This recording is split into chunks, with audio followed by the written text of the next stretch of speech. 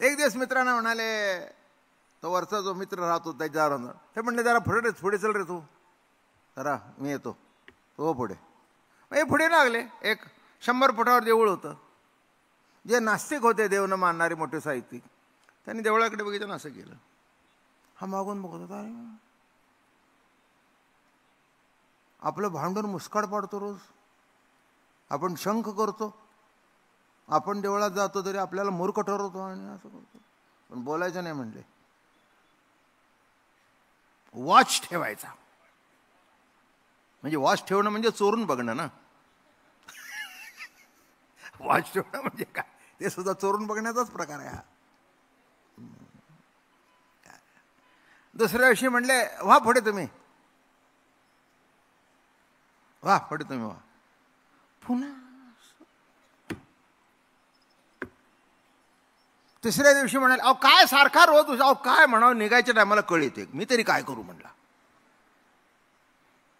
ते पुढे गेले आणि हा त्यांच्या मागून हळू गेला आणि पाऊल न वाजवता, आणि देवळावर गेल्यावर त्यांनी असं केलं, मान धरली. काय म्हणले, आम्हाला सांगता देव नाही असं काय करता, काय वानगड आहे. तो हुशारच भाषा प्रभू तो काय म्हणला माहिती आहे का, आम्हाला म्हणता देव नाही ना असं का करता. ते म्हणले, देव नाही माझी खात्रीच आहे, पण असला तर घोटाळा नको.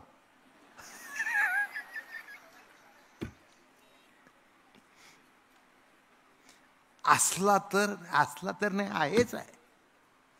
पण काय असतं, शेवटी देव कबूल करण्याकरता सुद्धा इगो आड येतो.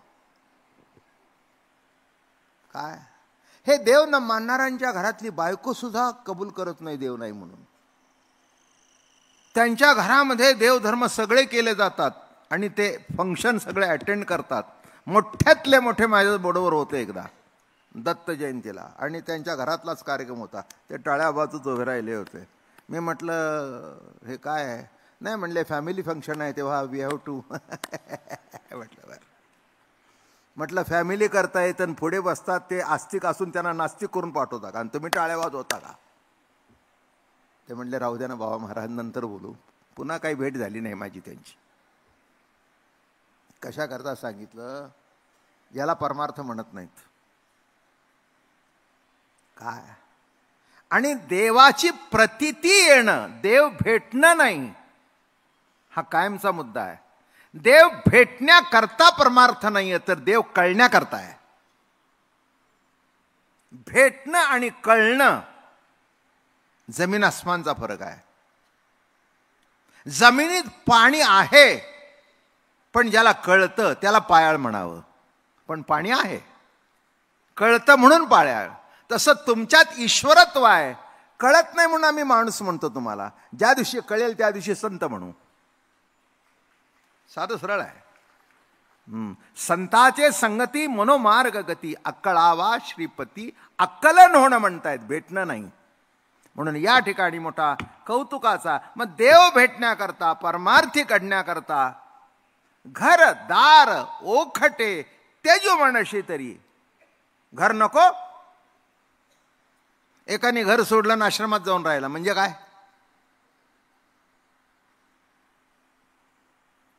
म्हणजे काय, घर सोडलं कुठे जाऊन राहिला, आश्रमात. आश्रम म्हणजे तरी काय, जिथे आश्रय मिळतो ते.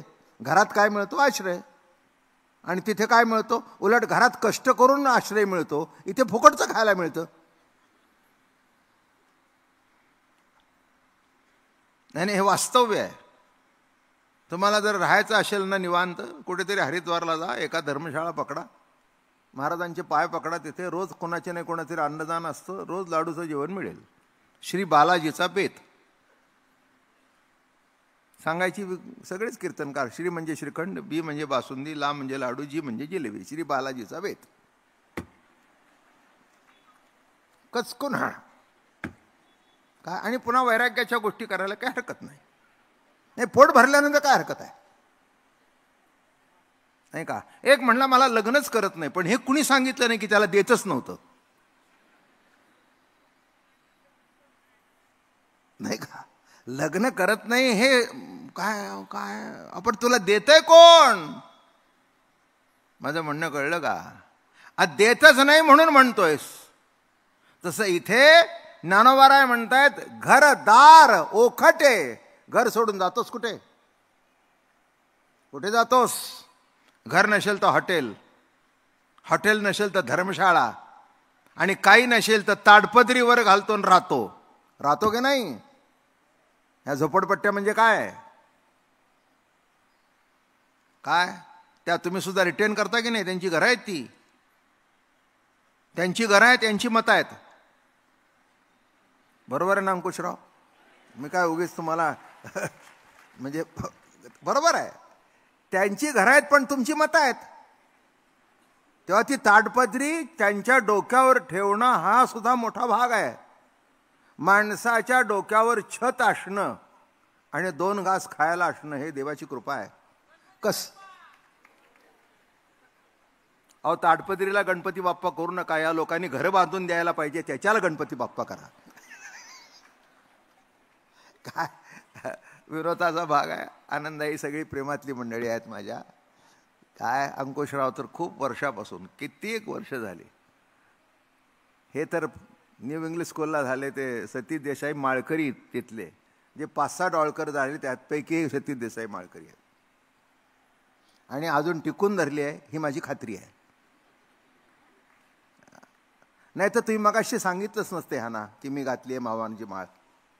माझं बोलणं कळलं का? ज्या अर्थी सांगितलं त्या अर्थी ती टिकून आहे. एक लक्षात घ्या, माळ टिकून राहणं हे फार अवघड आहे, कारण माळ घातल्यानंतर टीका करणारे खूप मिळतात. काय बुवा झाला वाटतं. मला एक म्हणला, मला माणसं असं म्हणली, म्हटलं तू त्याला सांग आम्ही बुवाला झालो, तू बाई हो. एवढं आमच्या बुवा होण्याचं तुला, तू बाई हो की, तुला कोण नाही सांगतंय? हा, आज त्या कपिल त्याचा शो होतात की सगळे पुरुषच बायका झाल्यात की, तू हो की त्यातली एक. अजून कुठे बिघडलं नाही, काही बिघडतं अशातला काही भाग नाही. याचा अर्थ घर सोडलं म्हणजे जीवनाला लागणाऱ्या वस्तू सुटल्या असं नव्हे. घर टाकलं म्हणून जमत नाही, कुठेतरी आश्रय घ्यावाच लागतो. जिथे आपण विसावा घेतो ते घर. माझं म्हणणं कळलं का? जिथे विसावा घेतो ते घर. इंग्रजी भाषा फार चांगली आहे, त्याच्यामध्ये 2 शब्द फरक वापरलेले आहेत. एक house and other word is home. एखाद्याच्या इंग्रजी भाषा कशी आहे बघा. एखाद्याच्या घरी गेलं ना, आपण म्हणतो ना अगदी घरगुती वातावरण, त्याचं इंग्रजी भाषा हाऊसली नाही म्हणत, होमली.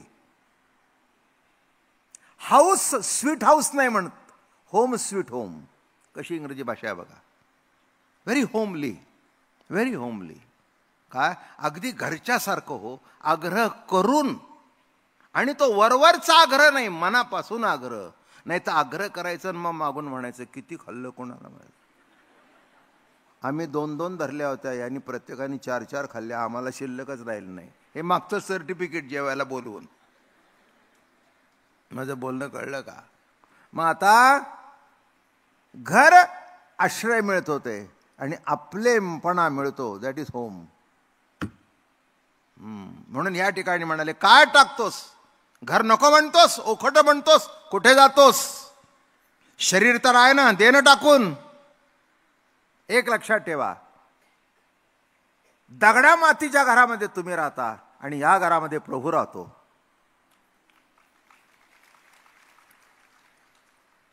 हे बघा, प्रत्येक घराची कॉस्टिंग आहे. या घराची कॉस्ट किती? जो कोणी सांगेल त्याचा आपण, आमच्याकडे शाली तयारच आहेत. काय अशोकराव? 5 शाली घालू त्याला आज. मान्य कर. अवघड आहे. काय टाकता येतं? घरदार ओखटे. इथे कोण राहतंय? काय किंमत आहे या देहाची? अरे बाजारात गेला तरी एक नख सुद्धा विकत मिळत नाही. तुम्ही आता अमेरिकेहून जाऊन आला म्हणून मला ते दृष्टांत आठवला. माझा स्वभाव जरा थोडासा विनोद, चेष्टा, मस्करी, आणि घरातली माणसं असेल तर जरा फिरत चालतं गंमत. गंमत करत करत जीवन जगावं, आनंद आहे. बाकी रडं तर वाटणीला आहेच आहे, त्याच्याबद्दल काही विशेष नाही आहे. घडलेलं सांगतो. न्यूयॉर्कला प्रवचन होती. हे सगळं तुम्हाला बघून आठवलं आज, नाही तर कशाला मी न्यूयॉर्कला जातोय पुण्यातून. पण गेलेलं आठवलं मागचं. आणि मग ते एम्पायर स्टेट बिल्डिंग जवळ मग तिथे मोठं शॉप, सबंध दुकानात भरलेलं, कितीतरी मजल्याचं. म्हणाले इथे एवढं मोठं, आम्हाला एवढी लहान लहान दुकानं बघायची सवय, आणि ते एवढं मोठं दुकान 60 मजल्याचं 70 मजल्याचं 102 मजल्याची, ती त्यावेळेला हायेस्ट बिल्डिंग होती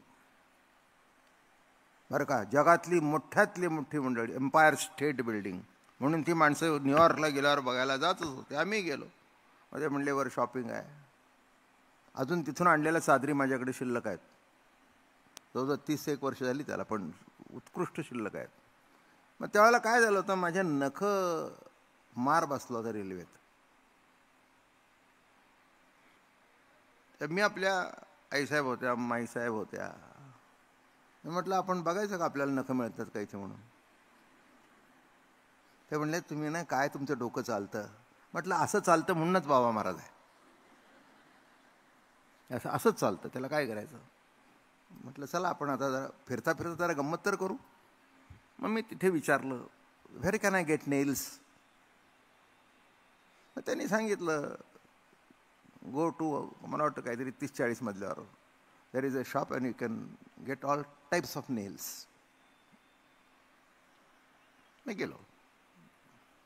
हार्डवेअरचं दुकान होतं ते.